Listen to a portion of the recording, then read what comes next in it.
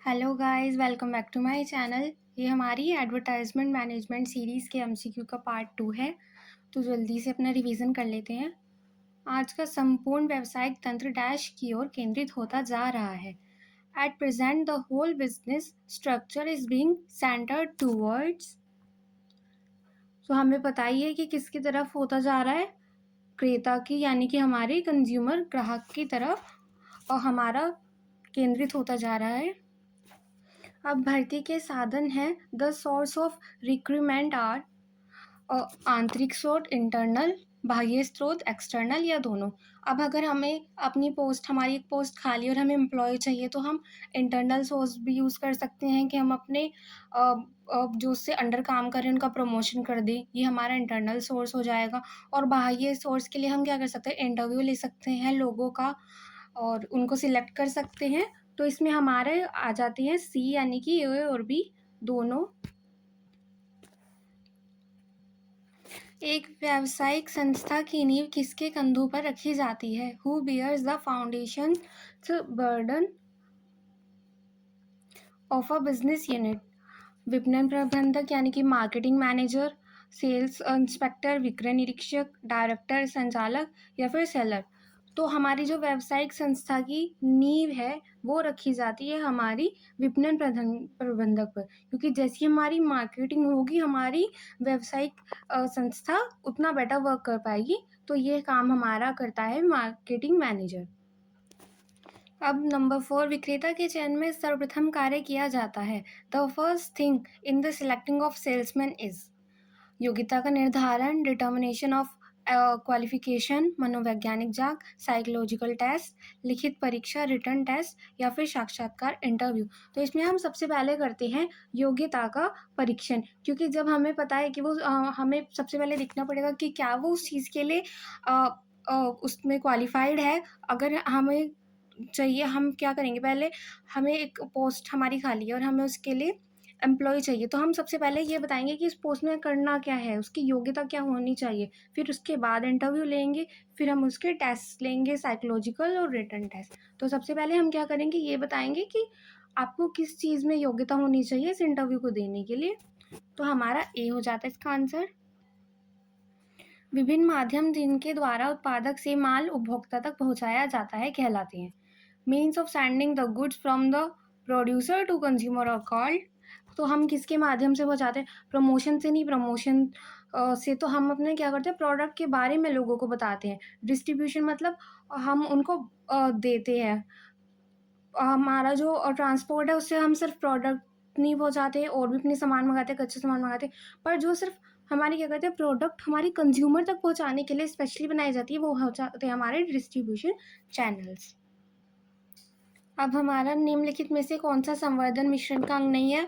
Which of the following is not the part of promotion mix? अब हमारे promotion mix के आप ऐसे भी कर सकते हैं कि 4 पार्ट होते हैं: प्रोडक्ट, प्राइस, प्लेस और हमारा प्रमोशन। और इसमें क्या होता है, एडवर्टाइजमेंट, एडवर्टाइजमेंट का मतलब हो गया हमारा प्रमोशन, तो ये भी नहीं है। फिर हमारा प्रोडक्शन, प्रोडक्शन हमें करना ही होता है, पर उससे क्या होता है, हमारा प्रमोशन नहीं होता, तो ये हमारे उसमें नहीं आता, क्योंकि ना तो ये प्रोडक्ट है, हम प्रोडक्शन कर रहे हैं, प्रोडक्ट नहीं हम दिखा रहे हैं हम लोगों को।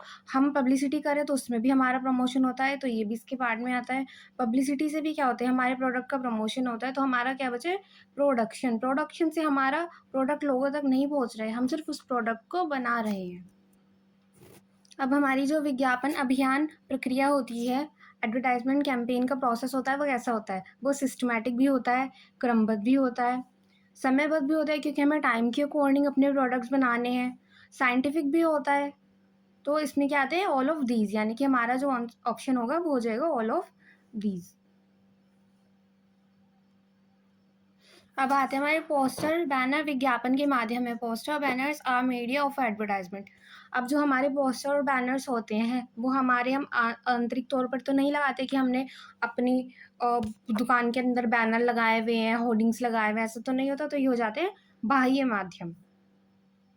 अब आता है हमारी परिपक्व उत्पादों के लिए विज्ञापन की कौन सी पद्धति सर्वाधिक महत्वपूर्ण होती है? Which type of advertising objectives is the most important for mature products? यानी कि जो हमारे ऑलरेडी अच्छे चल रहे हैं प्रोडक्ट, उनके लिए क्या होती है? तो आप देख सकते हैं इसमें हमें क्या करना पड़ता है, हम उनका कंपैरिजन नहीं कर सकते क्योंकि हमारे वो प्रोडक्ट ऑलरेडी अच्छे चल रहे हैं। इन्फॉर्मेशन बताने की ज़रूरत नहीं है क्योंकि लोगों को उनके बारे में पहले ही पता है। लोग उनके लिए मोटिवेटेड भी हैं, तो हमें उन्हें मोटिवेशन देने की ज़रूरत नहीं है कि ये प्रोडक्ट आपके काम का है, क्योंकि वो पहले ही उसको यूज़ कर चुके हैं, वो जान चुके हैं। तो हमें क्या करना है, तो रिमाइंड कि ये प्रोडक्ट भी है जो आप यूज़ करते हैं, आपके लिए अच्छा है। तो हम उनको बार-बार रिमाइंड कराते हैं कि हाँ, ये प्रोडक्ट आप यूज़ करते हैं और ये प्रोडक्ट बेटर है, आपको ये खरीदना चाहिए। अब आता है हमारा कौन सा कथन सही है, विच स्टेटमेंट इज करेक्ट। पहले हमारा विज्ञापन पर किया गया व्यय अपव्यय होता है। Expenses on inter advertisement is a waste of money. नहीं, ये हमारा वेस्ट नहीं होता। उसके बाद विज्ञापन उपभोक्ता को सदैव गुमराह करता है, ऐसा नहीं है। विज्ञापन में क्या बताई जाती है, उसकी क्वालिटीज बताई जाती है, तो उसमें ग्राहकों को गुमराह नहीं किया जाता। अब इसके बाद आता है विज्ञापन ग्राहकों के ज्ञान में वृद्धि करता है। ये हमारा करेक्ट हो जाएगा क्योंकि क्या होता है, विज्ञापन से, एडवर्टाइजमेंट से हमें नॉलेज मिलती है प्रोडक्ट के बारे में, तो हमारा ये सही हो जाता है। अब इसके बाद एक एडवर्टाइजमेंट कैसा हो सकता है, क्या वो रिटर्न हो सकता है? यस, बिल्कुल हो सकता है। दर्शनीय हो सकता है, यानी कि हमारा ऐड जो है हम उसको विजुअलाइज कर सकते हैं, दिखा सकते हैं। यस, दिखा सकते हैं। क्या वो वाणीकृत यानी कि स्पोकन हो सकता है, किसी के द्वारा बोल के एडवर्टाइजमेंट किया जा सकता है? यस, तो इसमें ही हो जाएगा हमारा ऑल ऑफ दीज, यानी कि हमारा डी ऑप्शन सही हो जाएगा। अब ई कॉमर्स के लिए अनिवार्य है। ई कॉमर्स के लिए क्या अनिवार्य होता है हमारा? टेलीविज़न नहीं, टेलीविज़न के बिना हम ई कॉमर्स कर सकते हैं। समाचार पत्र नहीं, हमारा इसमें होता है इंटरनेट, क्योंकि ई का मतलब क्या है, इलेक्ट्रॉनिक, यानी कि जिसमें इंटरनेट का यूज़ हो। अब इसके बाद उत्पादन से उपभोक्ता की समस्त क्रियाएं जिस प्रक्रिया में शामिल होती है कहलाती हैं प्रोसेस। हमें बताना है प्रोडक्शन से कंजप्शन तक का। तो हमारा जो परचेज है वो तो पहली क्रिया होती है, उसके बाद बहुत सारी क्रियाएं होती है। सेलिंग के बाद भी हम क्या करते हैं, अपना फीडबैक वगैरह लेते हैं। एडवर्टाइजमेंट भी नहीं, एडवर्टाइजमेंट तो शुरुआत होती है कि लोगों ने एडवर्टाइजमेंट देखा, फिर उसके बाद वो खरीदना है। पर मार्केटिंग, मार्केटिंग होती है हमारी प्रोडक्ट बनाने से बेचने तक की, ये कंजप्शन तक की सभी क्रियाएं हमारी मार्केटिंग के अंतर्गत आती हैं। अब विज्ञापन को वस्तु या सेवा की मांग उत्पन्न करने की कला कहा जा सकता है। Advertisement can be described as an art of creating a demand for an article or service. हाँ, क्योंकि हम क्या करते हैं, एडवर्टाइजमेंट का काम ही यही है कि क्या करें, वो डिमांड क्रिएट करते हैं लोगों के बारे में और लोगों को प्रोडक्ट के बारे में बताकर, ताकि वो क्या करें, खरीदें उसको, उनके अंदर डिमांड क्रिएट हो। तो यस। अब हमारा जो एक अच्छा विज्ञापन होता है वो किस चीज़ में कमी करता है, एक अच्छा एडवर्टाइजमेंट? क्या वो हमारे मांग और बिक्री में कमी करता है, इनकी डिमांड में कमी करता है? नहीं, वो क्या करता है, डिमांड को तो बढ़ाता है। अब हमारे यूज़ और उपयोगिता को नहीं हम बताते हैं, यूज़ बताते हैं अपने प्रोडक्ट का। हम क्या करते हैं, एडवर्टाइजमेंट हमारी ज़्यादा हो रही है तो हमारा क्या होगा, प्रोडक्शन ज़्यादा होगा, सेल ज़्यादा होगी, तो उससे हमारी कॉस्ट और प्राइस घटेगी। यानी कि हम जितनी ज़्यादा उसको प्रोडक्ट को बेचेंगे तो हम क्या करेंगे, उसकी हमारी कॉस्ट कम होगी। कॉस्ट कम होगी तो हम उसका प्राइस भी इवेंचुअली कम कर देंगे। अब जो एक विज्ञापन एजेंसी होती है, एडवर्टाइजमेंट एजेंसी होती है, उसका जो हम सैलरी देते हैं, पारिश्रमिक यानी कि रिम्यूनरेशन देते हैं, वो किस बेस पर हो सकता है? कमीशन बेस पर, प्रॉफिट बेस पर, वेतन हमारी सैलरी के बेस पर, या फिर पूर्व निर्धारित। तो हम क्या करते हैं, पूर्व निर्धारित करते हैं। इसमें हमने पहले से डिसाइड कर लिया कि आपकी इतनी फीस है, क्योंकि कमीशन का मतलब क्या है कि हम उसको हर चीज़ के लिए पैसे देंगे, पर हम एक पर्टिकुलर चीज़ के लिए एडवर्टाइजमेंट कर रहे हैं।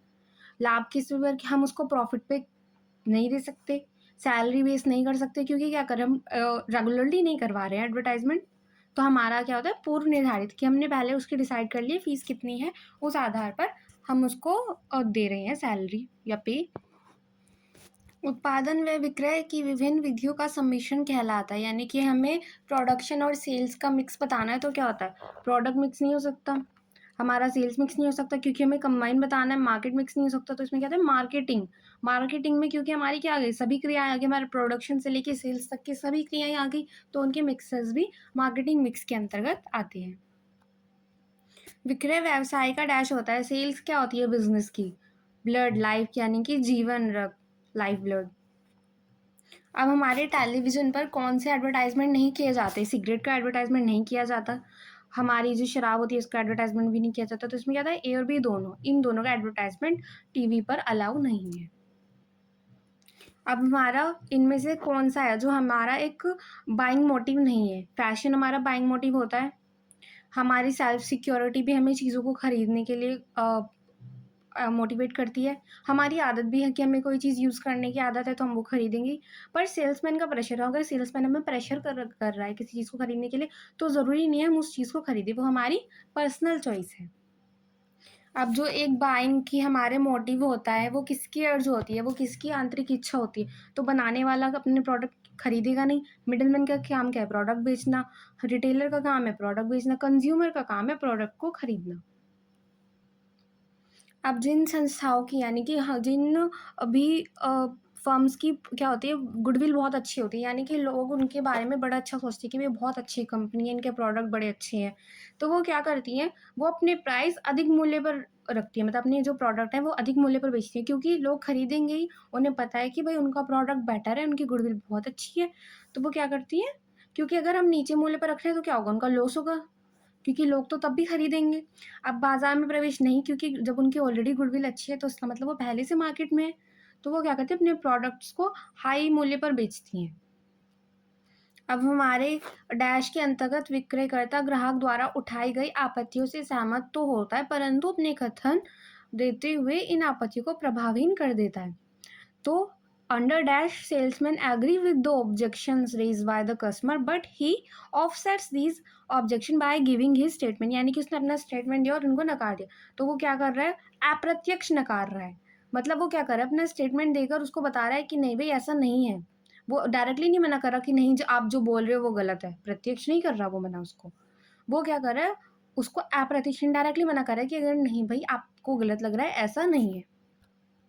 अब एक जो सेल्समैन है, वो उसका प्राथमिक कार्य किसके हितों की सुरक्षा करना है, यानी कि जो safeguard of the interest of the dash is the prime duty of a salesman. Salesman की प्राइम ड्यूटी क्या है? क्या वो एम्प्लॉय का वो बनेगा, मतलब हितों की सुरक्षा करेगा? नहीं। परिवार के सदस्यों की नहीं, क्योंकि अभी वो प्रोफेशन में है। रिश्तेदारों की नहीं। वो क्या करेगा, अपने एम्प्लॉयर की, जो उसको पैसे दे रहा है, जो उसको सैलरी देता है, उसके हितों की सुरक्षा सबसे पहले करेगा, यानी कि उसको सेफगार्ड करेगा सबसे पहले। विज्ञापन जनता के ध्यान को डैश की उपयोगिता की ओर आकर्षित करता है।